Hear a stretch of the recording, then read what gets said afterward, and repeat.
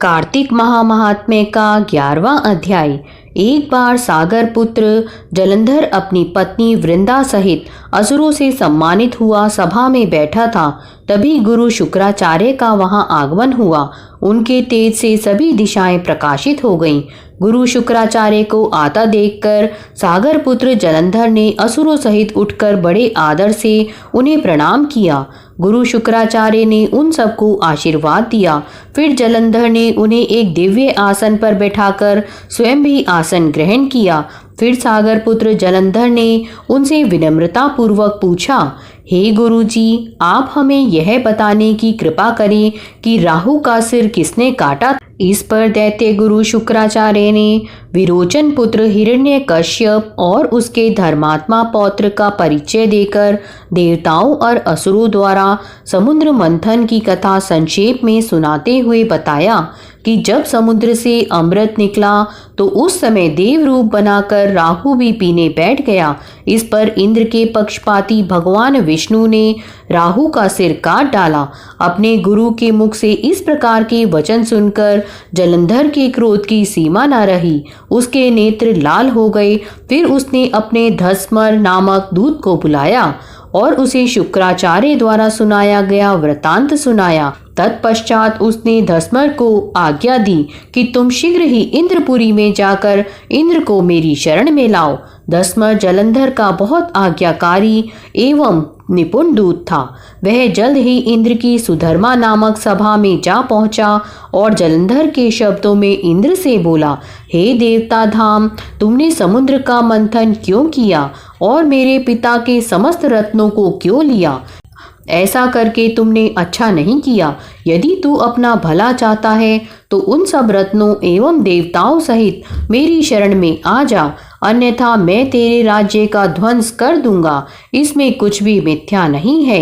इंद्र बहुत विस्मित हुआ और कहने लगा, पहले मेरे भय से सागर ने सब पर्वतों को अपनी कुक्षी में क्यों स्थान दिया और उसने मेरे शत्रु दैत्यों की क्यों रक्षा की?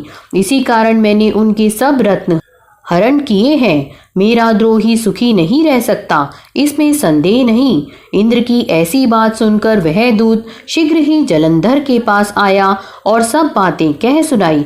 उसे सुनते ही वह दैत्य मारे क्रोध के अपने ओठ फड़फड़ाने लगा और देवताओं पर विजय प्राप्त करने के लिए उसने उद्योग आरंभ किया। फिर तो सब दिशाओं पाताल से करोड़ों दैत्य उसके पास आने लगे। शुंभ निशुंभ आदि करोड़ों सेनापतियों के साथ जलंधर इंद्र से युद्ध करने लगा। शीघ्र ही इंद्र के नंदन वन में उसने अपनी सेना उतार दी। वीरों की शंख ध्वनि और गर्जना से इंद्रपुरी गूंज उठी। अमरावती छोड़ देवता उससे युद्ध करने चले। भयानक मारकाट हुई। असुरों के गुरु आचार्य शुक्र अपनी मृत संजीवनी विद्या से और देवगुरु बृहस्पति द्रोणागिरी से औषधि लाकर जलाते रहे। इस पर जलंधर ने क्रुद्ध होकर कहा कि मेरे हाथ से मरे हुए देवता जी कैसे जाते हैं?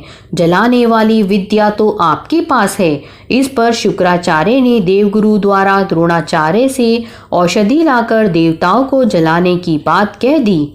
यह सुनकर जलंधर और भी कुपित हो गया। फिर शुक्राचार्य जी ने कहा, यदि शक्ति हो तो द्रोणागिरी को उखाड़कर समुद्र में फेंक दो, तब मेरे कथन की सत्यता प्रमाणित हो जाएगी।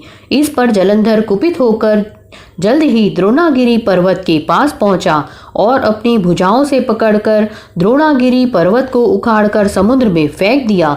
यह तो भगवान शंकर का तेज था, इसमें जलंधर की कोई विचित्रता नहीं थी। तत्पश्चात यह सागर पुत्र युद्ध भूमि में आकर बड़ी तीव्र गति से देवताओं का संहार करने लगा। जब द्रोणाचार्य जी औषधि लेने गए तो द्रोणाचल को उखड़ा हुआ शून्य पाया। वह भयभीत हो देवताओं के पास आए और कहा कि युद्ध बंद कर दो, जलंधर को अब नहीं जीत सकोगे। पहले इंद्र ने शिवजी का अपमान किया था। यह सुन सेवता युद्ध में जय की आशा त्याग कर इधर उधर भाग गए। सिंधु सुत निर्भय हो अमरावती में घुस गया। इंद्र आदि सब देवताओं ने गुफाओं में शरण ली।